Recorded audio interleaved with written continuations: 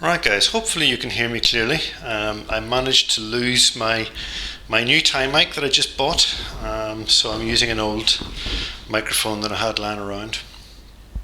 But as you can see, we have the one of the side covers is all sanded down, buffed, and little blemishes filled and whatever, basically ready for skinning with carbon fibre. And you can see what I'm doing here. I have the piece is sitting on the carbon fibre, and I've used masking tape to go right round the edge where I plan to cut. The reason I've done that is because this carbon fibre, when you go to cut it, it just wants to fray. The edges will fray instantly, and it's horrible stuff to work with. So you have to put a little bit of masking tape around the edges where you want to cut, and then cut the masking tape in half, as you can see I've done.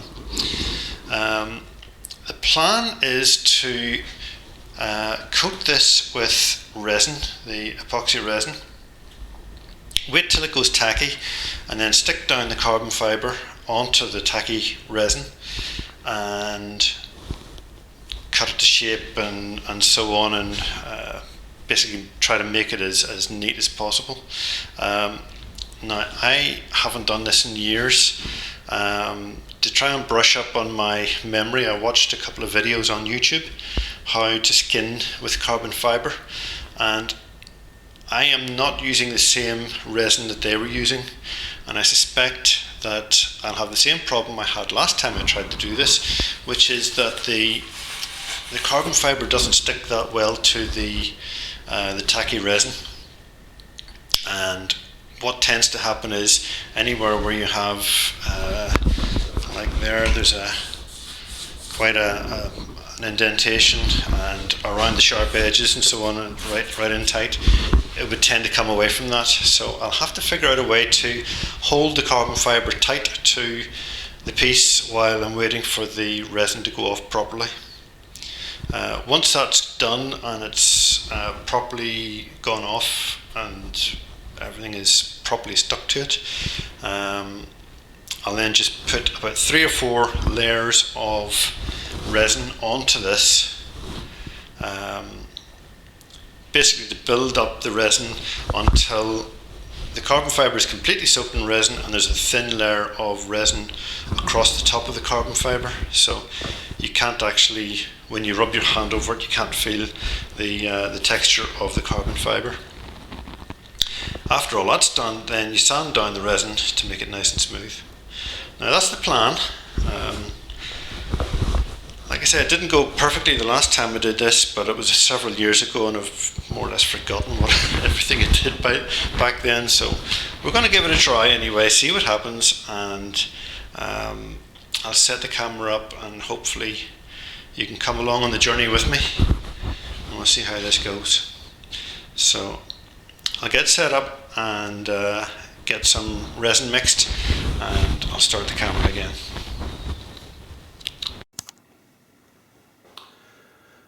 Okay, well hopefully you can see what I've done here. First of all, I set the whole thing onto the wooden frame that I made and covered in the first place. That's just to give it a bit more weight. And then set it up on top of these tins of paint. And cut out a piece of plastic the right shape. Put this modeller's clay onto it, so that will hopefully be heavy enough to hold down the carbon fibre resin, or carbon fibre, and keep it in the correct position on the top. And then I'm just going to put a strip right the way around the outside and tape it up nice and tight to hold the carbon fibre on the outside of this, because this is not perfectly square. So it's going to need something to hold it in position. So the next step is to coat this in resin and then see what happens after that. So we'll get at that. We need to mix some resin first.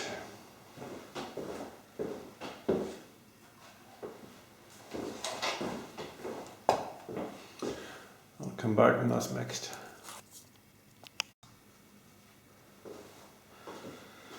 Okay, well for some reason the camcorder didn't go there. Probably because I turn some lights on here. Probably because I didn't push the button when I should have done. Anyway, all you've missed is me going over with the paintbrush, painting it with the resin, and I'm just going to go over it again. There's a few places which aren't that great.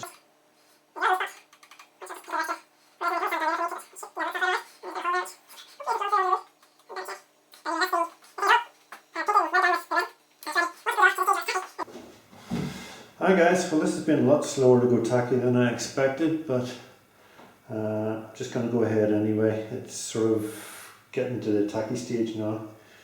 I'm going to go ahead and put the cloth on and see what happens.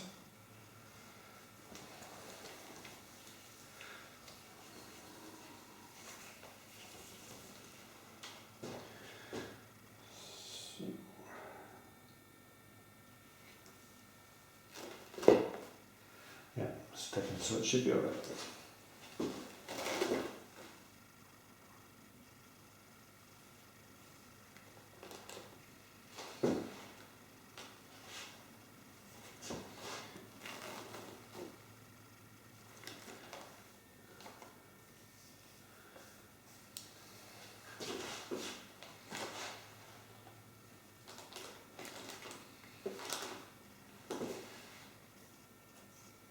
Making sure it's low enough all the way around. It seems to be. So.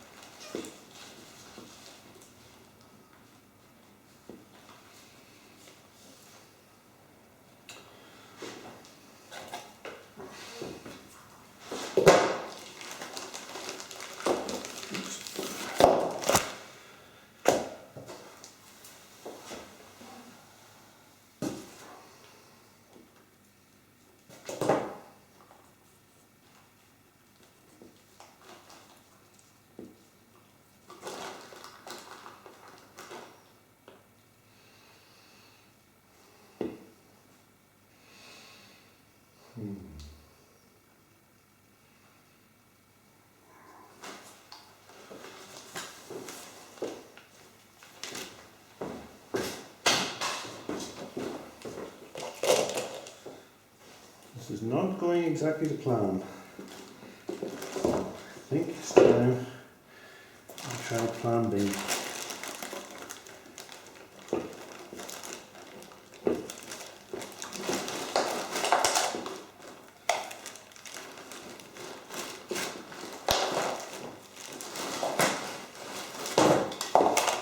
Just take that away. Take this away.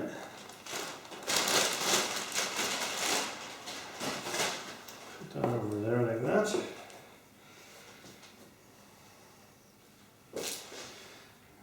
Okay.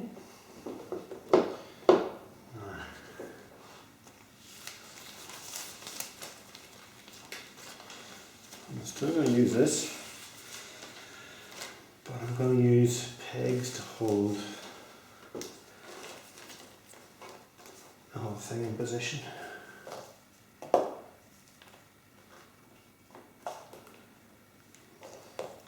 Clothes pegs.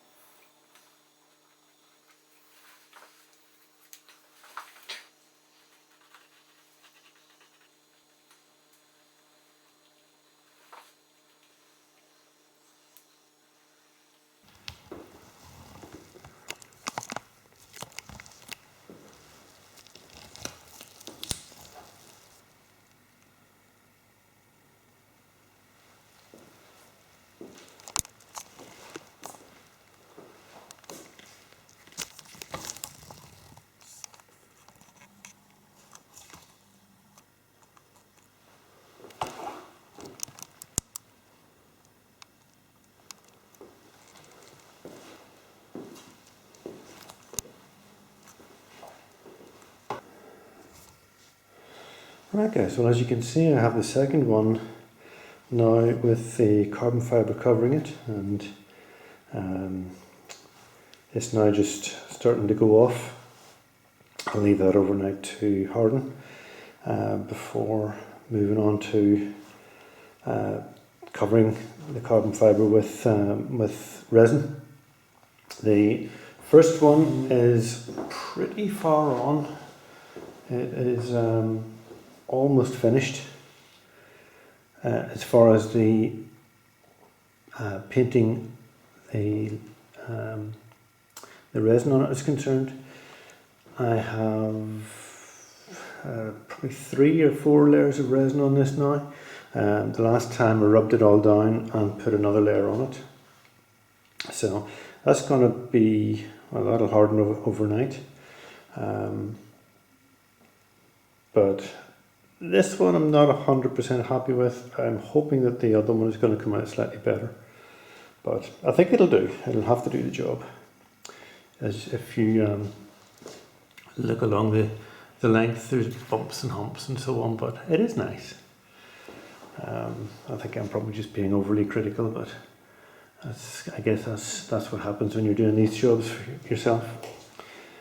This one, I'm sure you can see, I have put bits of, those are stirring sticks that I got somewhere along the line. I've got bits of those held on with the pegs so that everything is nice and straight.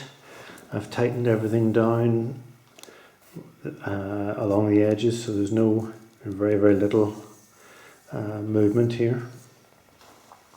But so that's where we are at the moment. Tomorrow we can start painting this one and sanding this one. As you can imagine, there's been a lot of sanding going on in this and a lot of cutting. I'm happy to say that this one is a very good fit on the other side of the bike, so both of them will fit the bike. It's just how nice and shiny and flat I can get these. This stuff, this resin, when you go to paint the resin on, it does leave humps and bumps and so on, so it does take a fair bit of sanding afterwards. And when you're sanding the resin, you have to be very careful not to go right down through to the carbon fibre, because then you just have to put more resin on, and you can also damage the carbon fibre doing that. So, not quite finished with this one. Lots of sanding, and a little bit more resin to go on as well. In this corner, I had a problem with I had a hole. I don't know if you can see that or not. Probably not, but the light isn't that good in here. But in this corner I had a problem with a hole sort of appeared where the two bits of carbon fibre didn't join together. And I had to fill that with another small piece of carbon fibre and paint it in. I had another problem down in this corner with a hole. A couple of bits and pieces which weren't quite as I would like them. Like I say, I'm hoping that this one will be slightly better because I've learned a few things from the problems I had with this one. So that's where we are when this is all sanded down and ready to put on. I'll show you. I'm sure you don't need to see me sanding down and buffing down the resin. Hi guys, and as you can see, the carbon fibre covers have been more or less finished off and pushed on. These are just pushed onto the framework, and they are very tight, so pretty pleased about that and pleased to have them finished. There's an awful lot of work and time has gone into the making of these things, and to be perfectly honest, I'm not sure it was really worth spending the time on them. Certainly making the covers out of fiberglass, that was definitely worthwhile. That was a relatively painless and simple job to do. But this carbon fibre is a right royal pain in the backside, to be perfectly honest. And as you can see, there's a lot of imperfections and marks and whatever that really only showed up after I started sanding the carbon fibre down. It seems that the resin, when it hardened, it left little, I don't know, perforations or holes or whatever. It seems to be full of tiny pinholes. And of course, as soon as I started to sand down the resin to make it nice and flat, the pinholes basically filled up with the dust from the sanding, and well, these marks are the result. I don't know what the reason for that is. Maybe the resin didn't harden in the correct way. Maybe it didn't have it mixed correctly. Maybe it's the wrong resin for this kind of carbon fibre skinning. Not sure, but whatever it is, it's left it a bit of a mess. So I'm not happy about that, but there's not very much I can do about it. It is what it is. So I'm not going to get overly anal or excited or annoyed about trying to make it look any better than it currently is. It's a tatty old bike. It is what it is. But the other thing which I only just the other day discovered is that skinning this with carbon fibre might look pretty, but it stops the radio signals from the BMS from getting out to my mobile phone, because carbon fibre is carbon. It's an insulator, an electrical insulator. So, or at least it's a radio signal insulator, whatever. So anyway, yeah, I'm going to have to take my BMS apart and take the Bluetooth transceiver off the BMS and extend it out to outside of the box. So I'll have to put it down here, or down here maybe, or somewhere. I haven't decided how I'm going to do that yet. So that's a bit of a pain. But yeah, if I'd known all of this before I started, I probably wouldn't have bothered with the carbon fibre. I probably would have just made it out of fiberglass, sanded it down, made it look half decent, use car body fillers or whatever to try and make it nice and smooth, and then I would have just painted it with ordinary car paint. I don't think I would bother with the carbon fibre. It did help with the strength of the unit, but it's certainly causing grief now. So that's yeah. If I was doing this again, I wouldn't bother with the carbon fibre. But I guess it looks quite nice as it is. Apart from the little perforations that have filled up with carbon, with the dust. But nothing I can do about that. I'm just going to have to move on and accept that's what it is. So pretty much this is now very close to being finished. As far as certainly as far as the case is concerned, I need to have some way of charging without pulling off the side panels, because they're quite difficult to get off. So I need to figure out a way to do that. But that's pretty much, I mean, I was out on this bike yesterday. I did about 12 miles. The majority of which I was pedaling, so I wasn't just using the power of the battery, but as you can see, I've still got 50.8 volts left. It was 54 volts I think when I started, maybe 52, something like that, I'm not sure. But I did about 12 miles, mostly pedaling, sometimes not. Mostly going relatively slowly, sometimes going flat out. And as you can see, it's dropped 2 or 3 volts, so I guess that's not too bad. So anyway, that's where we are with this for now. The making of the case is now pretty much finished, pretty much buttoned up. I don't intend spending any more time on it, and I'm going to move on to the cruise control side of things and trying to sort of get a charging port put somewhere on the outside so that it can charge, stuff like that. So that's where we are. It's back to being a usable e-bike. Like I say, I was out on it yesterday. I had an absolute blast. It was freezing cold, but with all this talk of coronavirus at the moment, it was really nice just to get out and have a spin on the bike and get my, like we say in these parts, get my head showered. I guess some places would say get your head cleared. We talk about getting our head showered.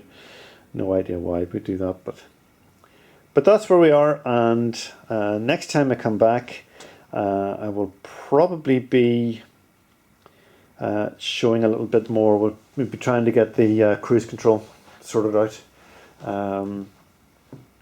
The original intention was to try and get pedal assist, but we'll start with cruise control, where we can set the speed at a certain speed and then just pedal along with it, and we'll call that pedal assist until such times as we figure out a way to do it properly.